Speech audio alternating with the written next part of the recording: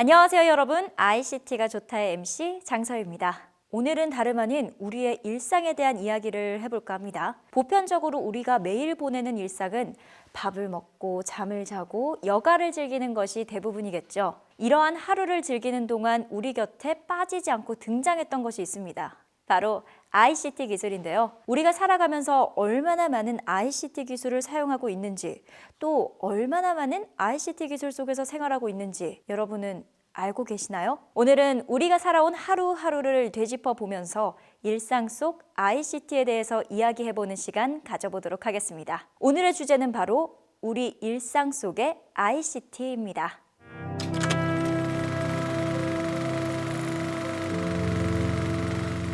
ICT는 Information and Communications Technologies의 약자입니다.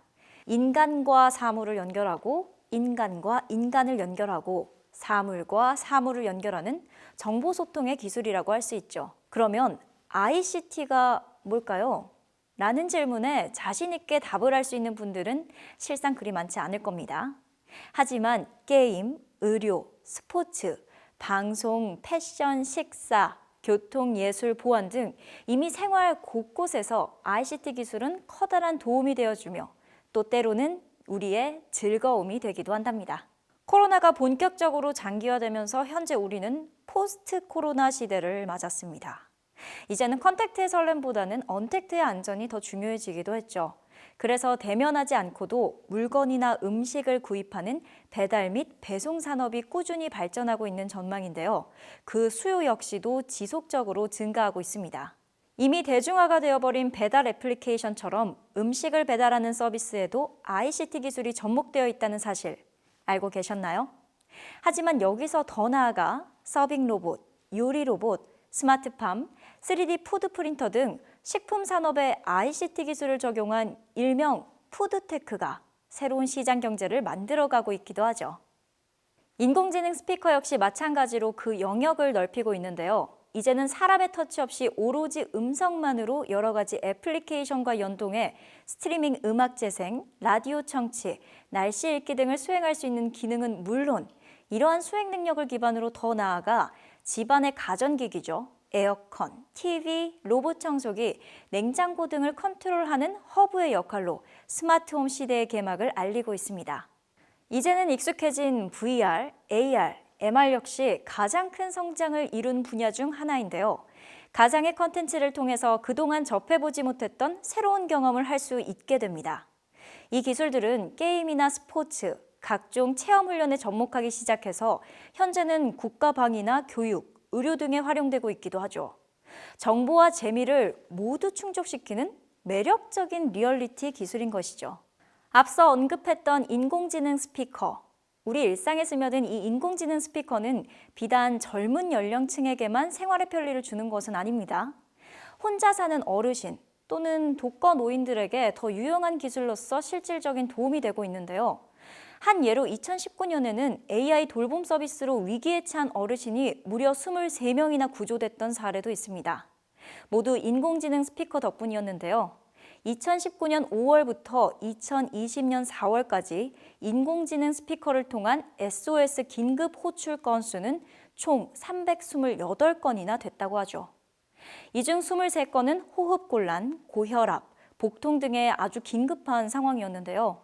독거 어르신들은 각 보건소 및 지역에서 설치해주고 간 인공지능 스피커를 통해 살려줘 또는 긴급 SOS 등을 외쳤고 이를 감지한 인공지능 스피커가 ICT K센터와 ADT 캡스, 119 등에 연계하는 프로세스를 활용해 긴박하고도 아찔한 상황 등을 모면할 수가 있었습니다. 위기 상황을 극복하는 도구로도 유용하게 이용되는 AI는 최근에는 돌봄 서비스를 시행하고 있기도 한데요. 고연령층, 기저질환 환자 등 누군가의 도움이 필요한 곳에서 긴급 SOS 호출, 병원 진료 일정, 투약 일정 등을 알려주고 건강에 도움되는 스트레칭 등을 알려주면서 정서적인 안정도모와 함께 건강과 위협 대응까지 케어해 주는데요. 언제 어디서나 24시간 사람보다 더 사람처럼 우리 일상에 도움이 되어주는 거죠. 단순히 놀이용으로만 생각했던 VR, 이제는 몸이 불편한 사람들의 신체가 되어주고 있는데요. 외국의 한 사례입니다. 7살 때 시력을 잃은 한 사람이 프로그램에 연동된 선글라스를 끼자 놀라운 일이 일어나는데요. 아무것도 볼 수 없었던 사람이 모자를 쓴 사람이 스케이트보드를 타고 지나가고 있다 라는 말을 하게 되는 겁니다. 바로 딥러닝 기계의 기술이 결합된 선글라스 덕분인데요.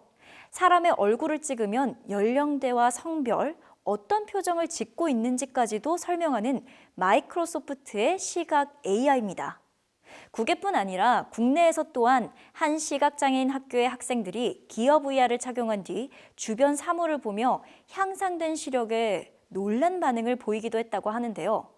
안경을 쓰고도 종이를 이렇게 코끝에 대야 겨우 글씨를 읽는 소년이 고글형 기어 VR을 쓰고는 이렇게 외칩니다. 와! 신기해요. 소년은 교실 끝에 선 남성이 손가락으로 하트를 그리고 있는 것도 그가 안경을 쓰고 있는 것도 모두 알아봤는데요. 이처럼 발달된 ICT 기술은 편리함과 즐거움을 제공하기도 하지만 삶의 절망을 희망으로 바꾸기도 합니다. 영원히 무언가를 볼 수 없을 것만 같았던 사람의 시야에 세상이 들어온다니요. 정말 기적과도 같은 일이 아닐 수 없겠습니다. 어릴 적 만화에서나 보던 일들이 점점 현실이 되어가는 세상.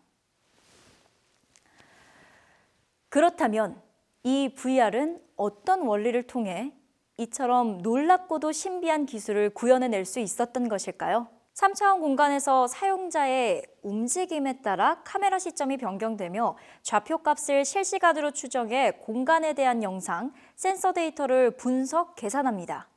그렇게 인식된 시나리오 구성에 따라 매우 상세한 가상현실이 발현돼 생동감을 더하는 것이죠. 이러한 VR을 도입해 의료 ICT 융복합 기기가 개발된 사례도 있습니다. 그야말로 요즘은 인지장애 질환 역시 스마트하게 극복할 수 있는 시대가 온 것인데요. 방법은 이와 같습니다.